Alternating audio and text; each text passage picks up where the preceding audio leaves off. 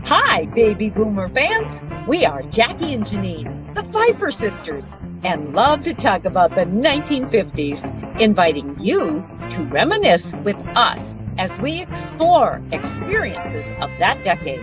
Grab your favorite malt or Green River. Make sure you are wide awake and get ready to be inspired about the 1950s. Welcome to the 1950s Fun Chat. Hello, friends. Thank you for joining us again today on this next new end of the year almost 1950s Fun Chat. We often think of Christmas, I think at least you and I do, as observing certain customs that our parents and our grandparents and our great-grandparents observed. That's what's been fun about telling these stories, and especially the Christmas stories of the 1950s. So what's happening today, Jackie? Well, before I start with what's happening today, I always have to remind our visitors to check the bottom there and to go to www.whilethewindmillwatched.com for much information about the authors of the book, which you happen to see up in the corner, While the Windmill Watched, A Slice of Rural America in the 1950s, about where the book may be purchased, about where the authors might be signing books. Our vendors, we have over 35, maybe about 37 vendors. We're so grateful to them to offer our book to their clients and to previous 1950s Fun Chats. So today we have this gentleman that has been a previous Fun Chat guest, but we'll begin a little review again about with his introduction. It's a small world is an idiom to which Janine and I can relate. Through hours of genealogical research, our guest, Allyn Brosz, discovered that we are all fourth cousins. Allyn was born in 1948 at St. Benedict's Hospital at Parkston, South Dakota, in the same area in which our paternal grandmother was born. He spent most of his childhood and teen years on the farm homesteaded by his great-grandfather, Allyn Brosz, and that's how we are connected, one of the ways. Allyn earned his bachelor's and master's degrees from the University of South Dakota and another master's degree from the University of Oklahoma. He studied in Germany for a year and in Italy for a year and worked in the kibbutz in Israel for a few months. He obtained graduate degrees and taught political science at Virginia Tech, to name a few of his educational adventures.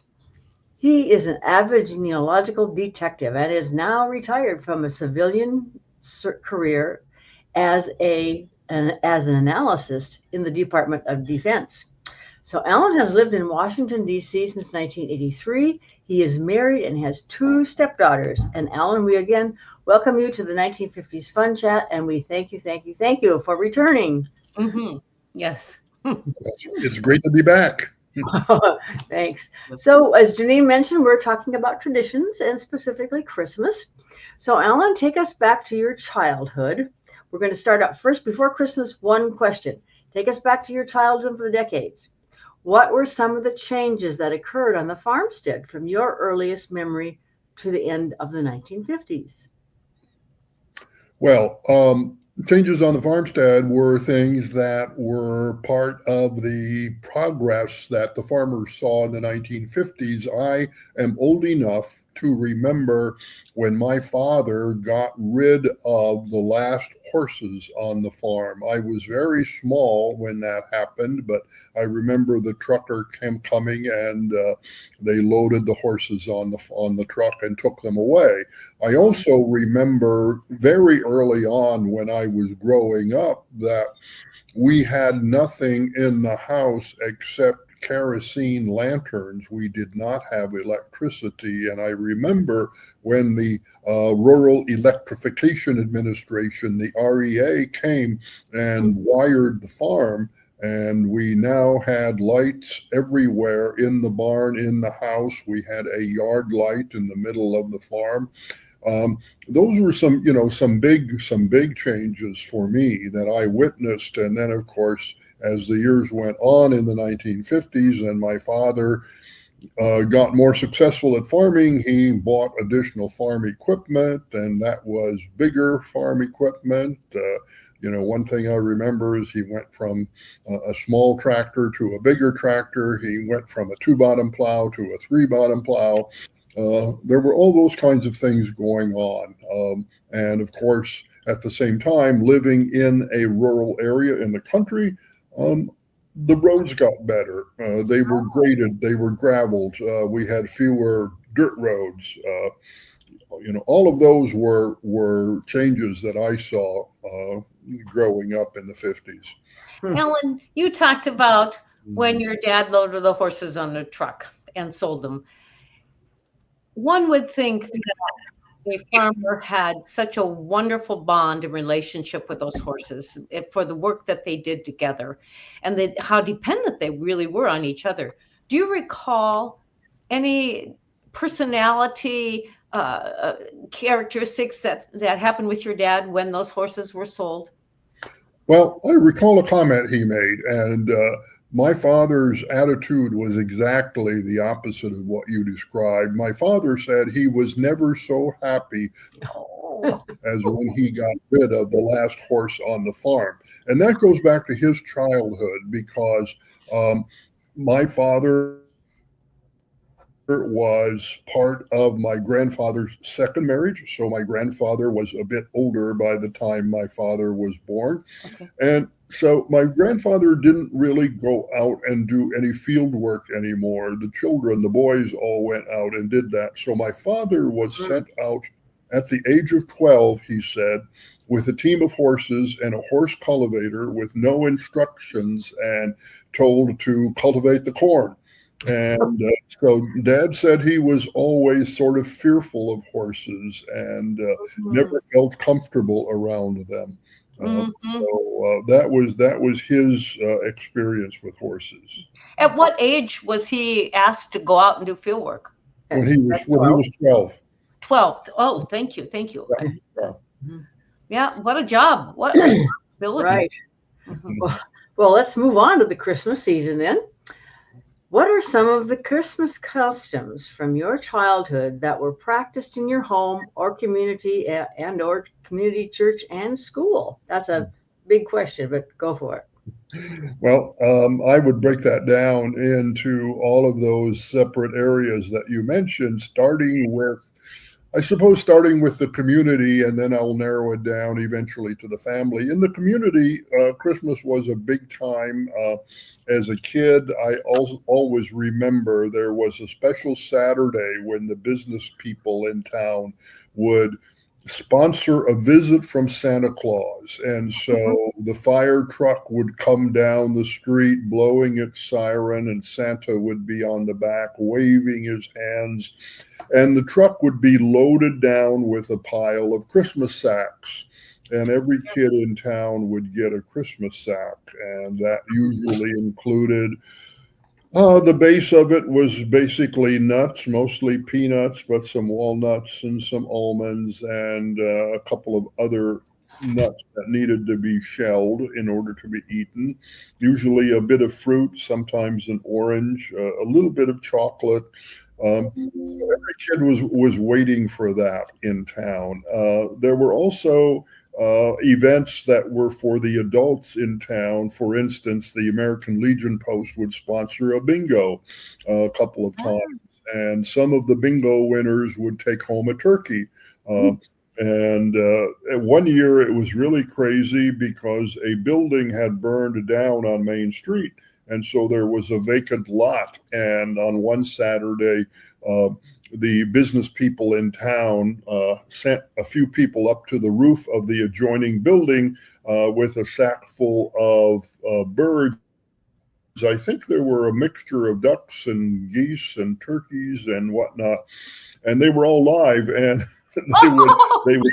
they would toss them off the roof, and they'd come fluttering down, and whoever caught them would take them home. Okay. That certainly is interesting. Where were these all tame? Domestic turkeys? Yeah. Oh yeah. They were, they'd been raised somewhere. We had a large Hutterite colony not too far from town, and they raised all of these birds, and I think that was the source for getting them. And and then the other thing was that for the few weeks before Christmas, anytime you went in and did business at one of the businesses in town, you would get some tickets and you would write your name on them and drop them in the little bucket with a slot on it. And on that Saturday, they would also have a drawing for some door prizes. So that was all part of the Christmas spirit to draw people into town.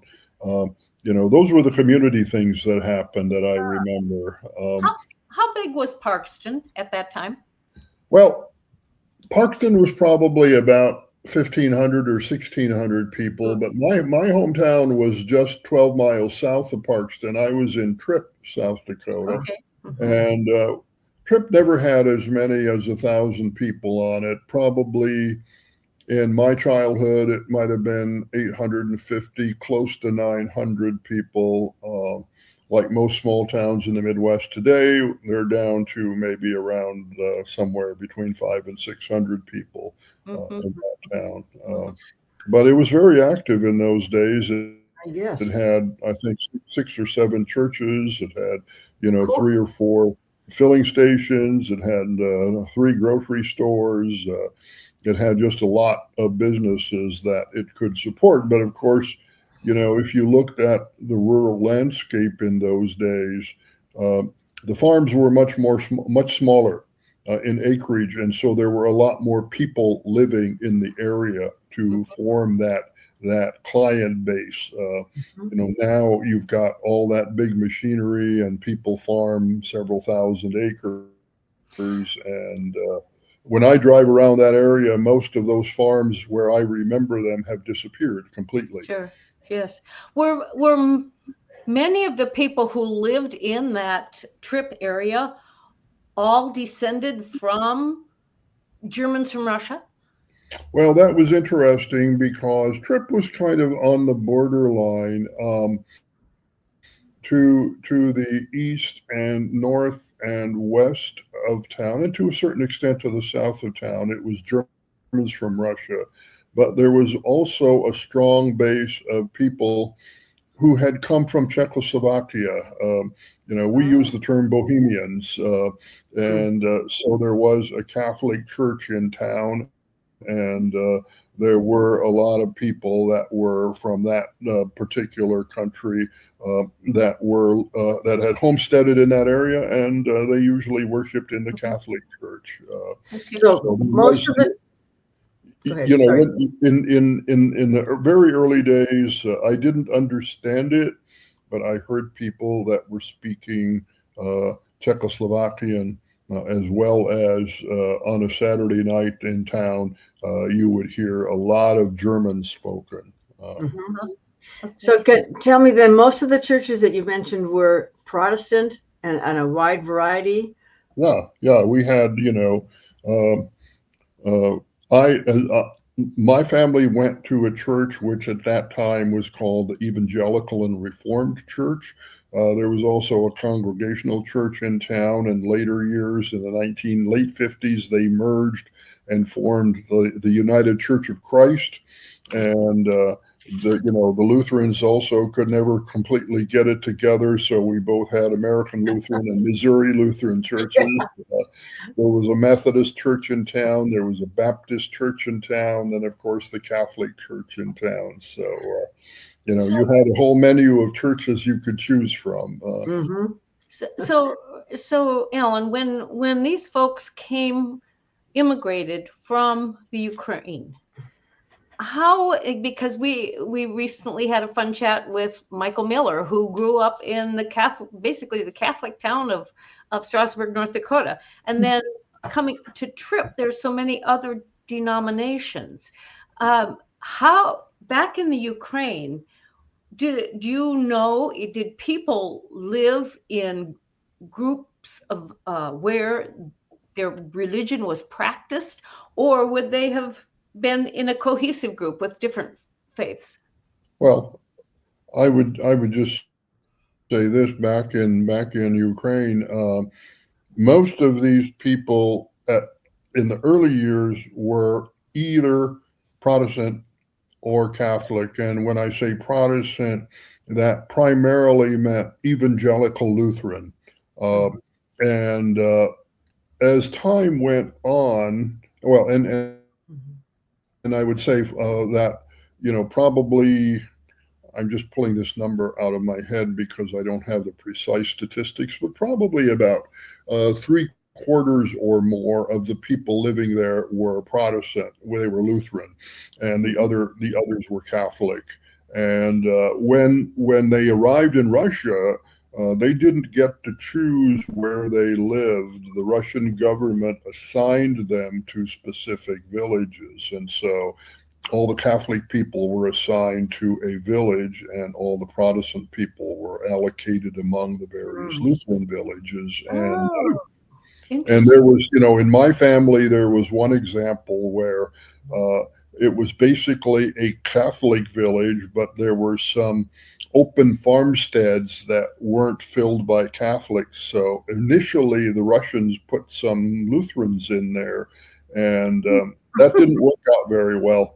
And so finally, they took those. There were 19 families, including my ancestors, and they moved them over to another colony that had space for them.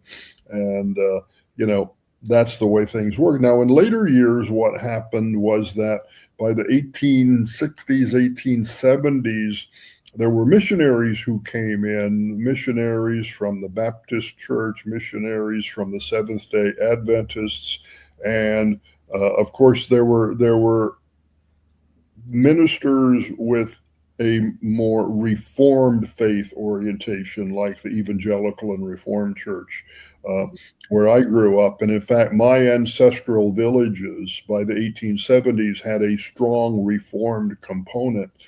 And so when they came to America, some of the family, like my father's Brosz family, they remained Lutheran at first, although some of them, when the German congregational missionaries came through in the 1880s, they started a congregational church.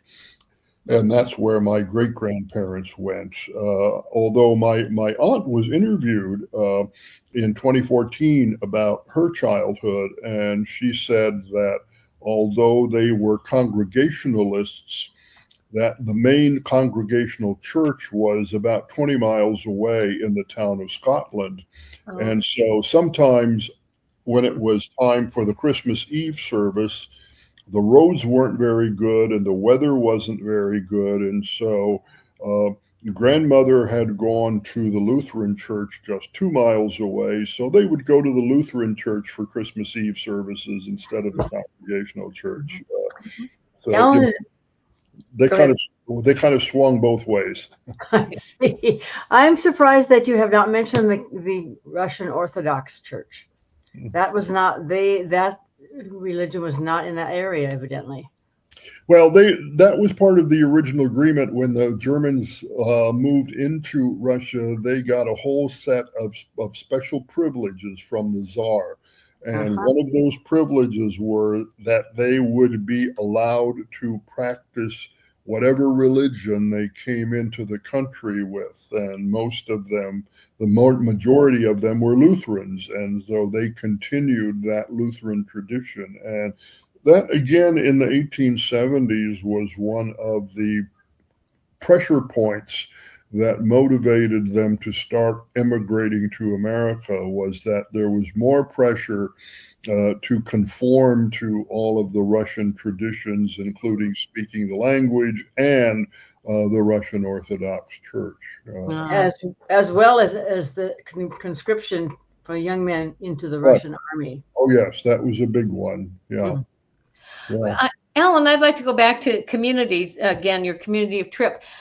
Did the town celebrate with Christmas decorations on the light poles or downtown, or strung up from block to block? Oh yeah, they did. I mean, I was trying to visualize that last night, and I can't tell you exactly what my town used anymore, but I think it was like, they had big candy canes hanging on the light poles. There might have been some. they weren't the modern balloon Santa Clauses blowing up, but there were Santa images that were hung up. There was, sort of like tinsel roping strung across the streets. Yeah, there was a lot of that. And then another thing that I remember was that I think this happened at Christmas, or certainly in the fall, was that the various churches would have the ladies' aid, women's guild would have bake sales, and they would make, or even like they would have soup suppers, and those were very popular with the townspeople when they put the kuchen and the cinnamon rolls and all of those, and even the home baked bread out on the table. Those got snapped up very quickly. My mother made big bags of egg noodles, and they got grabbed up very quickly. They didn't last very long. Yes. Did she make a selection of Christmas cookies for your family? Oh yeah, we had various cookies. One that I vividly remember, we had something called a date pinwheel cookie, where she would that reminds me a little bit of a jelly roll, except it was cookie dough, and it had a date filling, and she would smear that date filling and then roll it up. And then slice it off, and you had these pinwheel type cookies. There were peanut butter cookies that she made. My grandmother made a cookie that I absolutely loved, which was also a date cookie, where it would have just a normal sugar cookie base, and then she would put a dab of date on it, and then a little covering of dough on it. So those were really lovely to bite into, and I always raided her cookie jar when I grew up. Did either of your parent, mom or grandma, make pfeffernuss? I can't remember that specifically, but on the other hand, I thought about that, and I'd have to ask my sisters, who are more oriented toward that, but I remember that I think it was my father who got sent to the local drugstore in town to buy some ammonia that was used in one of the recipes. So that might have been the pfeffernuss. That would have been anise flavoring. In pfeffernuss, yeah. Ammonia, I think, is usually used to make a real crisp cookie. Yeah. So I remember the ammonia. I don't remember the anise as much. Okay.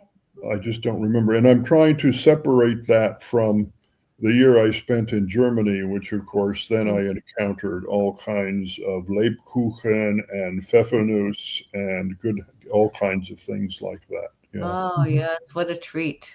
So back up, had you completed the community roundup for traditions? And I think pretty much the community stuff, and that kind of overlaps now with what I saw in the church. And the church was really, aside from those soup and suppers and bake sales, the big thing in church was, of course, the preparation for Christmas services. And I don't remember in the Reformed Church that there was a heavy emphasis on Advent like there was in the Lutheran Church. But, we certainly had a Christmas message in the weeks leading up to Christmas. But the big event was Christmas Eve, and there the children in the Sunday school were completely responsible for what was more like a Christmas pageant than a regular worship service. And each class was assigned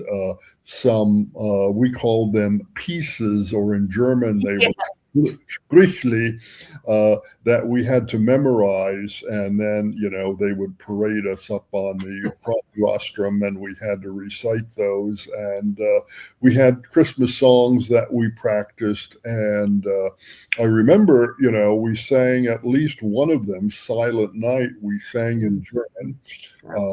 And that meant that for about 3 weeks, excuse me, 3 weeks before Christmas on Saturdays, in the wintertime, farmers didn't go to town on Saturday night. They went to town on Saturday afternoon. And so that was the time when we would have Christmas practice, and the kids would get dropped off at church, and we'd run through the songs, and we'd practice our little pieces, and we would practice how we were arranged on stage and all of that sort of thing. So Christmas Eve then was the kids' night. And that was a big night because that's when we saw the Christmas tree up front, and we went through that all. And then when it was all over, excuse me, just a second here. I need a little help. When the service was over, everybody stayed in their seats, and the Christmas committee came forward, and they had huge boxes, again, filled with Christmas sacks. And every child in church, whether you were in the program or whether you were a visiting child sitting in the congregation, every child got a Christmas sack. Okay. Did you portray the scene with the Christ child, or were you ever a wise man or Joseph or? No, okay. No. Our church didn't go in for that. That was getting a little too.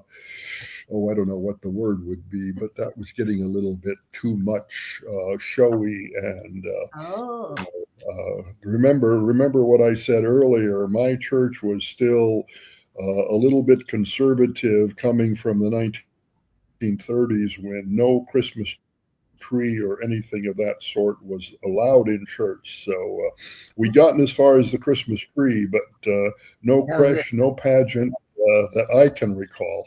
Okay. Now, I think in later years, I don't know if this happened in my childhood, but I know in later years, one of the Lutheran churches in town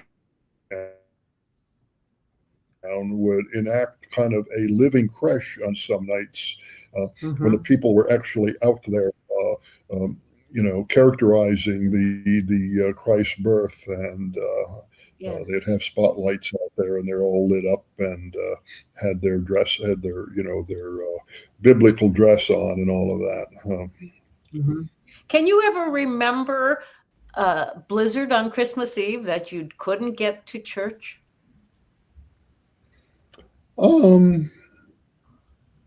I can't. I think Christmas Eve was usually, it would be cold most of the time, obviously, but I can't remember any difficulties with snow on Christmas. Now, again, excuse me, I don't know what's in my throat here, but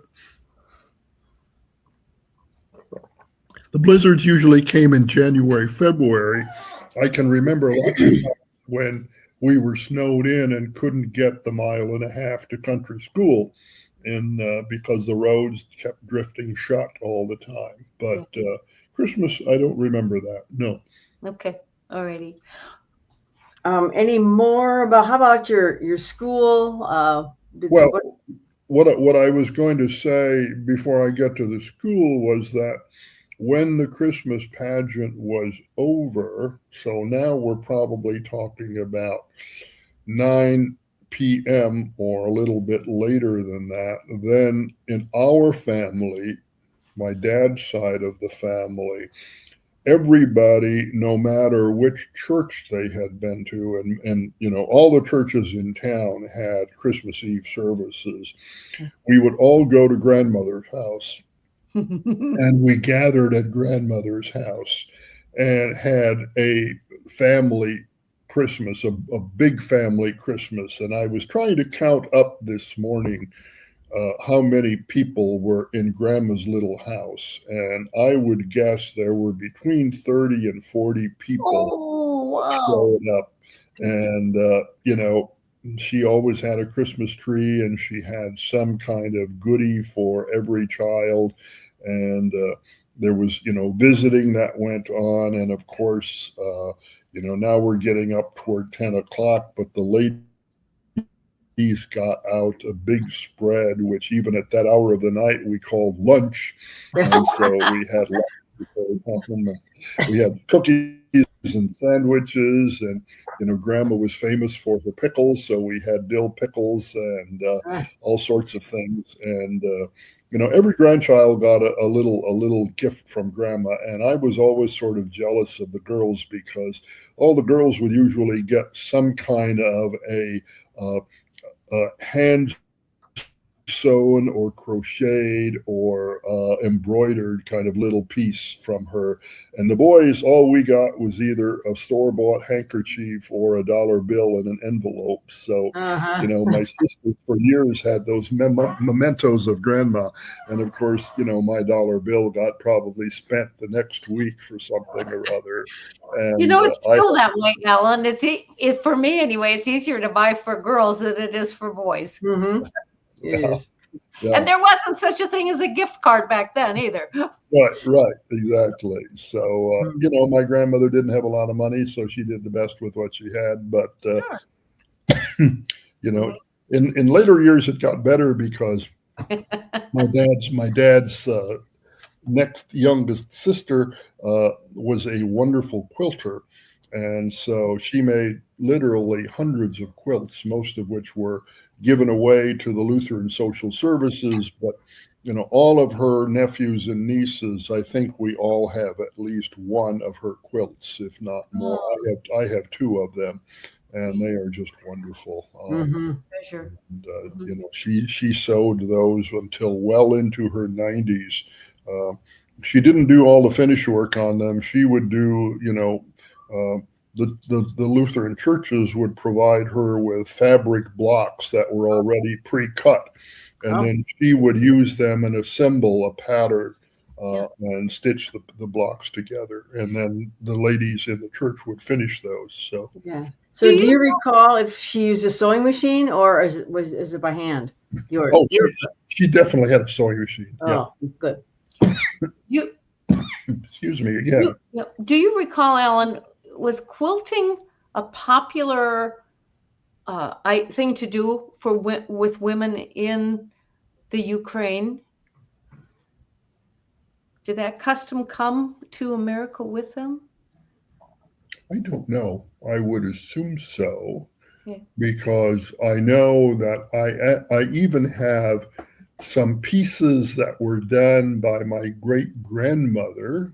I think they were done in America, but that craft, I think, would have carried over from the old country. I know that, for instance, in my family, at one point, there was a spinning wheel and some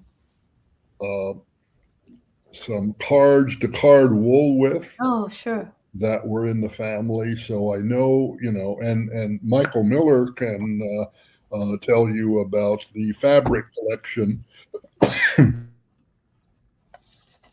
Excuse me, at NDSU. And they have some wonderful examples of donated items that were definitely woven. And those were, I'm trying to think what the German word was, but they were essentially big wraps that the women would use to wrap the children in. And they sort of fashioned them so that they went around their neck and they could cradle the child and carry it in those wraps. So, those traditions were brought over. I can say much more about, a lot of those foodways that were brought over. Many of those foodways, I'm sure, had their origins in Ukraine, including, I would guess, the date pinwheel cookies. I heard a lot of talk in North Dakota about halva. Yes. That's not something I can say I was familiar with as a kid. I kind of got introduced to that more when I was in college and didn't really associate that with Germans from Russia until I got more involved with Germans from Russia organizations and people started talking about halva and what a tradition it was. A friend of mine grew up in Harriet, South Dakota, and his parents ran a grocery store there. And he talks about they sold halva. And But I don't remember that tradition at all. Okay. I mean, we did a lot of, homemade ice cream when I was growing up. I don't know whether that came from the old country. We did, we had the old hand cranked machine with ice in it. And I remember grandmother would get the eggs and cream and sugar and mix up the mix and pour it in. And it was better than any ice cream I've had from the store. Yeah. Did you ever have to turn the crank? Oh, yeah. Oh, yeah. Keep it going. Yes. And then, you'd get instructions on, not so fast, turn it slower. Those kind of things. But, I would segue, and say that, after grandmother's house on Christmas Eve, it's getting pretty late by now, but the tradition, and I think this was generally a German tradition, was that when we got home, we would always open presents on Christmas Eve at home, never on Christmas Day. And my wife is English, and so we always kind of got into this because her big thing was, Christmas Day was opening the presents, but ours was Christmas Eve. And, by the time I got to be probably a teenager, I caught on and became suspicious because when we were getting in the car to go to church for the Christmas pageant, my mother was always the last one in the car. There was always something that, I forgot, or need to get there. So when we got home, the presents had mysteriously appeared under the tree. She worked fast, huh? Yes. But so now it's getting very late, but the next day, the church always had more of a regular church service on Christmas Day. So on the farm, you got up, you did all the morning chores, and then you had to clean up and grab some breakfast and get dressed for church and get to church by usually 9 o'clock or so. And so, then later in the day, somebody, either my mother or one of the other aunts in the family, would have a big potluck meal for, not everybody got invited, not all of those 30 people from grandma's house, but somebody would get invited, and we would have all kinds of wonderful things, usually focusing on a turkey and all the trimmings. I don't remember that we really ever had anything other than a turkey as the main meat at Christmas time, not ham or anything like that. Although my dad talked about when he was growing up, they would often have a goose at Christmas. Yes. Oh, yes. Our dad said that too. Yeah. So, that was another part of Christmas Day. And then, of course, when we were kids, we were trying to make time to play with whatever toys or whatever other gifts we got. Did you go out? I would assume most often you would have snow on Christmas Day. And did you play fox and goose or build snow forts or snowman or? Not so much at home. That was more a school activity. At school time and at school at recess time, we always were going out if the weather allowed, and we would build. There were snow drifts big enough. We would dig tunnels through the snow drifts. We would play fox and goose. We would have snowball fights, whatever came up. And then we would come in and we would hang our wet clothes next to, we had a big oil burning furnace in the room, and we would hang our clothes there to dry off until the next recess period. So there was a lot of that, a lot of outdoor activity at school. But, school was another part of the Christmas thing, because as the Christmas season approached, we would be using construction paper, and we would be cutting out stars and images of Santa and whatnot, and we would tape them to the big windows. Yes. So we would have kind of Christmas decorations, and every year we would have what we called a Christmas program at school. One evening would be set aside, and we had some movable stages in the back of the schoolroom that the schoolmen, where the parents would come and they would move them up front and set up a proper stage. All year long, there was like a wire strung across the front of the room, and somewhere somebody had a curtain that would be hung down, so we had a proper stage. And we would practice Christmas songs. We would practice recitations. I still remember, one year I memorized. 'Twas the night before Christmas, and that was my recitation, to stand up and recite that.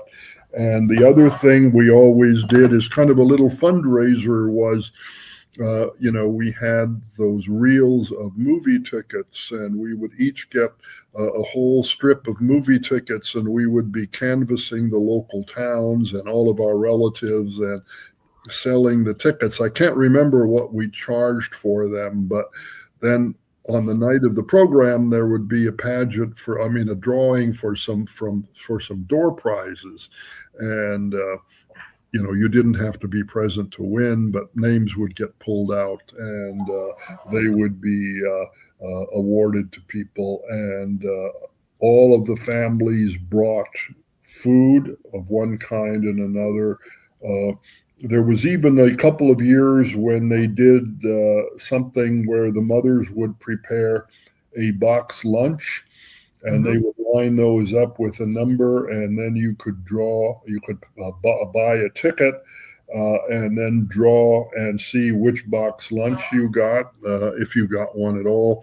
And so, that was all a part of the school Christmas thing. We didn't have enough room in the school for a tree or anything like that, but we just mostly had whatever decorations that we had made during the weeks before Christmas. Yeah. Did you make snowflakes? Where you folded the paper and then you cut intricate designs? Yeah. Now that you remind me, we did make snowflakes. That was an interesting experiment to, where you cut out the little nicks and everything, so that when you unfolded, I guess it was kind of like an early version of origami.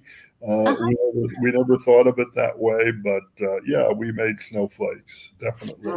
When you sang in the school, was there a piano or a accompanist, or yeah, we had a piano in school, and the teacher was a very good musician and pianist. And in fact, all year long, we started our school day by gathering around the piano, and we would always have songs that we sung to start.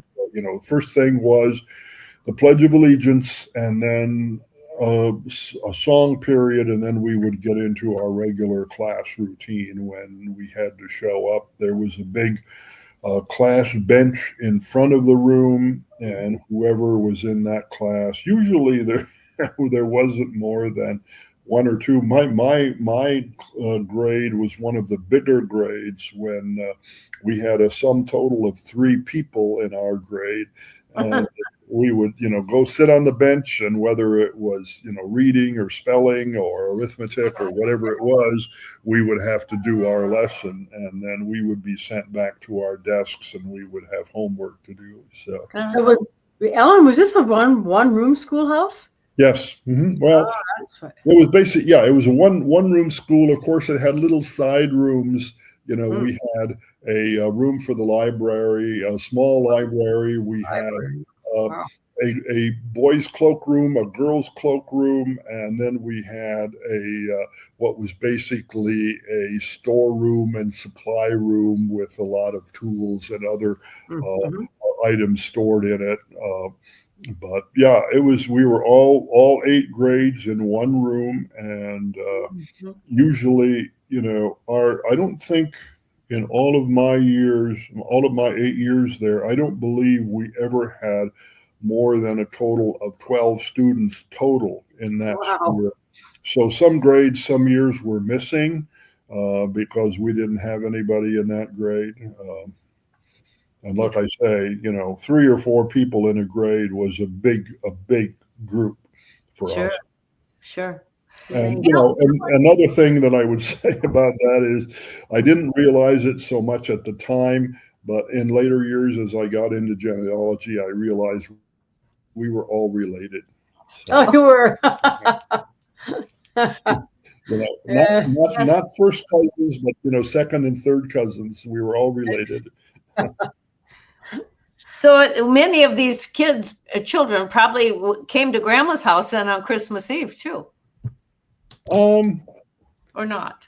Did they? No, that was sort of a different group, and again, we were sort of right on what I would say was an invisible sort of dividing line where our orientation for church and business, I'm saying my family's orientation, was more toward the town of Tripp. And most of those people in the school, their orientation would have been, there was a very small town nearby called Taylor. And then the bigger town where they would usually go to church was Scotland, South Dakota. And so they kind of went in that direction for church and for commercial activities like shopping.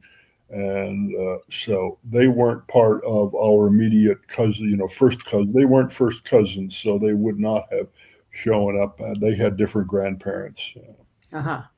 So, Allyn, do you happen to know how Tripp got its name? Yes, I do. That's an easy one. There was in Dakota Territory a territorial judge by the name of Bartlett J. Tripp. And he served as a territorial judge, and then he was appointed to several other national positions. I believe he was at one point American Commissioner to the Territory of Samoa. And, the Tripp family, he also had a nephew in Yankton, South Dakota, who was a judge. And so it was a fairly prominent family. And he really had no association with the town of Tripp, except that it was named after him. Okay. We are at the end of our fun chat, Allyn. We could just keep talking and talking and talking. However, yes. Thank you. This is wonderful. Anytime we visit with you, we're just so educated but delightfully so. And we thank you. Well, I hope you both have a great holiday season, and I hope you all have your own holiday Christmas traditions to enjoy and pass on to your generations. We do. A great time of the year. Thank you. Thank you so much. We really appreciate you stopping by this day and talking about our heritage and many others' heritage too, and especially the Christmas traditions. So we thank you all, and folks, next time we're coming again next week. Tell your friends, even your relatives, about this 1950s fun chat. So till next time, toodaloo. Bye-bye.